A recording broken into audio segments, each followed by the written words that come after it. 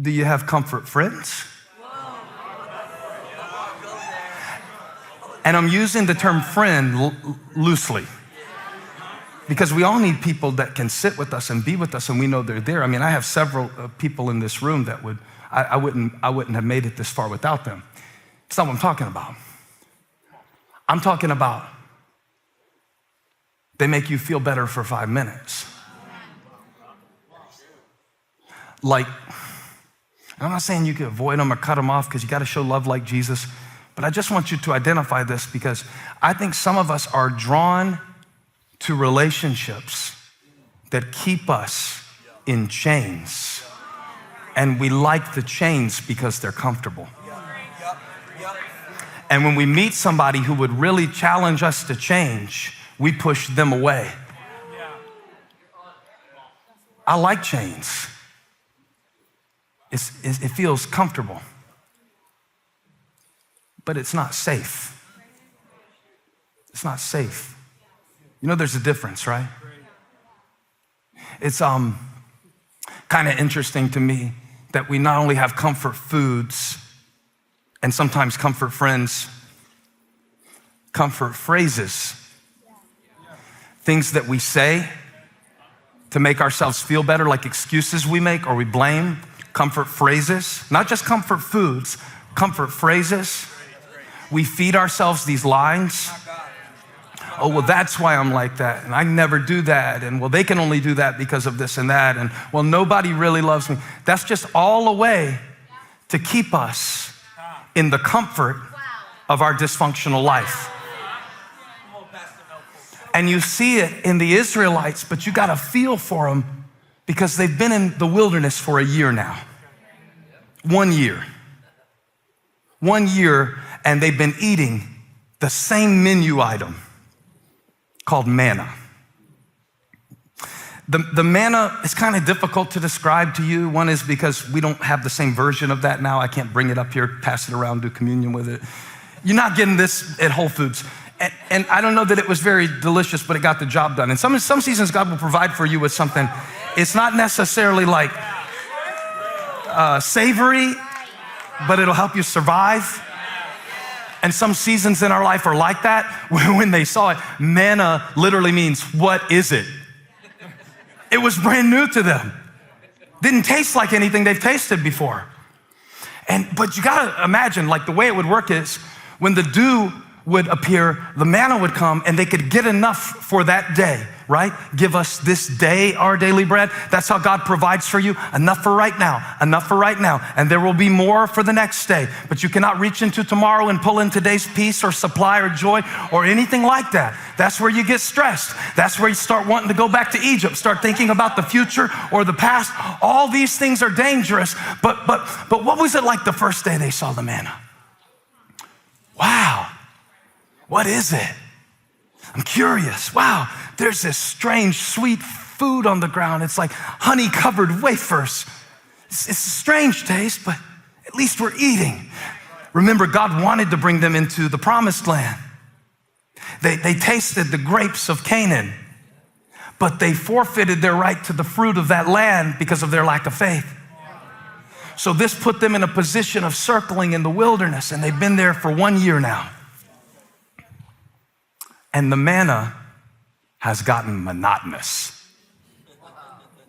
The miracle has gotten monotonous. All of us complaining, ungrateful people, get ready because I'm coming for us.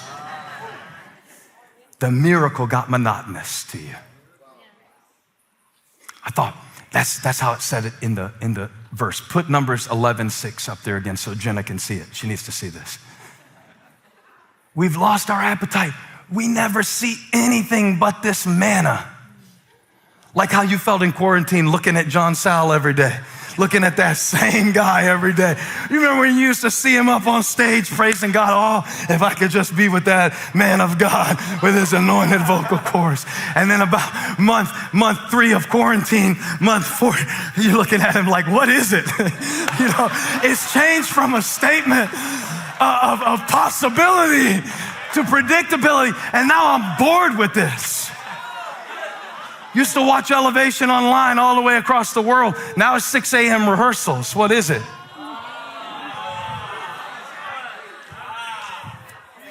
That's what amazes me about how you stay excited. I love that. Because to eat the same thing every day. So I thought, what got them in trouble? What got them in trouble is that they had the same thing every day. And so they started complaining, oh, we want the fish of Egypt. The fish of Pharaoh. Oh, so good. I'm sick of this manna. I'm so tired of this manna. I'm so tired of this man. I'm so tired of this woman. I'm so tired of this life. I'm so tired of this thing. It's the same every day. But I had to keep studying it for the context, because that's where the key was to me understanding what really happened here. What made them want to go back to a place where they were slaves? What made them want to give up their right to freedom, to go back into their role as slaves? See, on one hand, the manna was the same every day. Never changed flavors. It's like God put a HelloFresh in the wilderness, but it was the same. It's like it got locked on the same, all right? The same meal every time. And you keep waiting on it to change and it doesn't. At the same time, while everything was the same every day, same wilderness, same food, same diet, same. Same old crap, same old patterns, same old me. I asked the Lord one year, could I just have somebody else's dysfunctions just to try them on and see if I liked them better? You get tired of your own. At the same time that everything was the same and they were sick of it, everything had changed.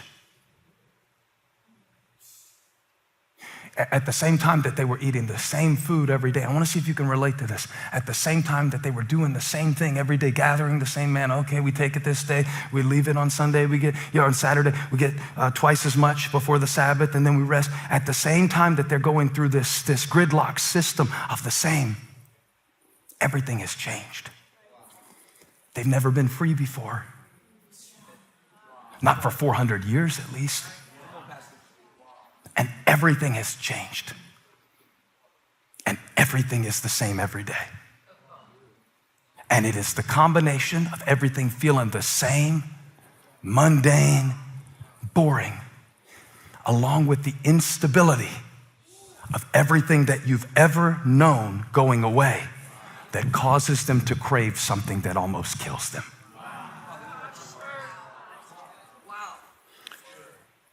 Do you think this is a little bit like us in the year 2021?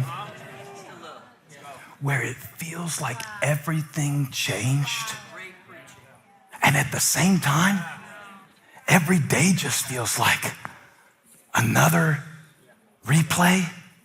The same bad news, the same fear. Because look, everything, I got to tell you the whole story. Because if I just give you a compendium of this, you will miss the essence of it. It's really important that you get inside of this. They had to move constantly in the wilderness. And they had no, you ready? You ready to see how relevant the Bible is? They had no schedule for it. So every day it was like, am I taking my kids to school? Am I gonna drop them off at school? Am I gonna drop them in a river? Am I gonna homeschool them, cook them lunch? What am I gonna do with them today? So it was day by day. The manna was day by day, but it was the same. But everything had changed. And so at first I thought, okay, well, they just wanted a change, but no, they wanted the same, but they wanted a change, but they wanted the same. And they were stuck in between. And in between you have nothing. That's what Bono said. Bono said one time they were about to break up U2. He said, and in order to get to the next expression of the band, you have to reject the first one. And in between, you have nothing. That's what it feels like at first. So to fill it, you want to go back to what you know, right? That's why we can preach these sermons, I want you to leave your life of sin behind. And that sermon feels good for 5 minutes. Okay, I'll give you 15 minutes. I'll even give you 3 days. But see, that doesn't really change anyone, because what is happening as you are embracing your new nature in Christ is you got out of Egypt, but all of Egypt is not out of you yet.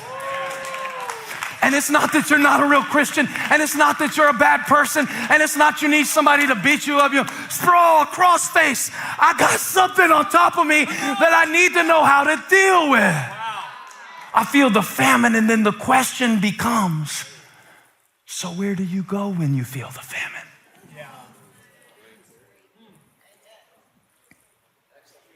When you feel alone, when you feel ashamed, when you feel afraid. I heard it this way in my mind: fruit or fish. Not that one's bad on a dietary level. I'm no nutritionist, promise you that. I can't teach you about boiled peanuts and the correct way to eat them and the exact time to eat them. We could teach you these things in another seminar at some point. But remember what God wanted for his people when he let them spy out the land, the grapes of Canaan? And then look what it's come to after 1 year in the wilderness. And think about what it's come to after a year of us going through a very unsettling time. And at the same time it's unsettling, it's completely boring. How can we be so bored and so scared at the same time? It's been 1 year in the wilderness. I remember when the first guy came to Elevation with a mask on, and I told security to keep an eye on him, because I'd never seen that before. This was before the pandemic, before the NBA shut down, before we had any clue that this was gonna be what it is. And I remember them telling me on a Saturday night, there's a guy here with a mask on. There's a guy here with a mask on. And we thought he was an alien. We'd never seen that before. And now the whole world feels like, no offense, but like a TSA checkpoint, where I don't know the rules from one thing to the next, and I'm completely disoriented. Like, if I wear a mask in some places, they're like, oh, that's great, you love your neighbor. Other, you're a communist, you're a conspiracy, Illuminati, you know. And so everything's so predictably stupid. Everybody's so predictably mad all the time. And so now I crave something stable. But watch this, chains aren't stable. They only make you feel that way. So now if I stay in Egypt, if I stay with meeting the need, if I stay with Pharaoh, whatever my Pharaoh is, I will never be full. That's the thing about Pharaoh's fish. We want fish like we had in Egypt. Really? You want whips like you had in Egypt? Come on. I want to get back to how it was. BC, before Corona. I want to get back to the old ways, the old times. I want to get back to how it was when I was having a nervous breakdown and I was on the verge of divorce. So yeah, get back to that. Garlic and onions and leeks. That's what they were talking about. And the reason they were thinking about Egypt's garlic is because they had forfeited Canaan's grapes.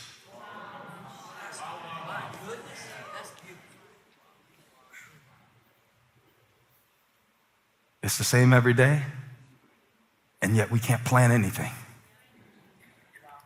And I just thought, I got to preach this because it feels like it belongs in a newspaper. It feels like it was written for us. We're hungry. We're hungry.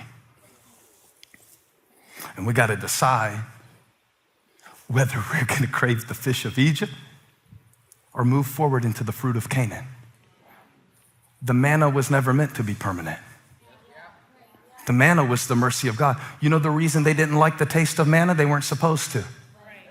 God didn't want them to die in the wilderness. So he's using those things to get you going forward to the grapes. He's using these things. He's using this dissatisfaction so that you don't settle in a place of survival, but you step into everything that he has for you. And some of us were going to die in the wilderness, but God allowed us to lose our taste for comfort food.